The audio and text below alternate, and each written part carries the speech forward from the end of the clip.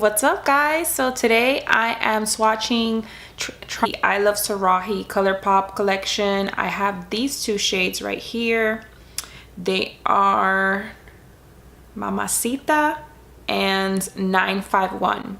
So I'm working with these two. You'll see me swatch them, how I apply them, and I'll mix them up in the end to come out to this little ombre effect that I have going on, which I actually really like it. A matte, and this is a satin lip.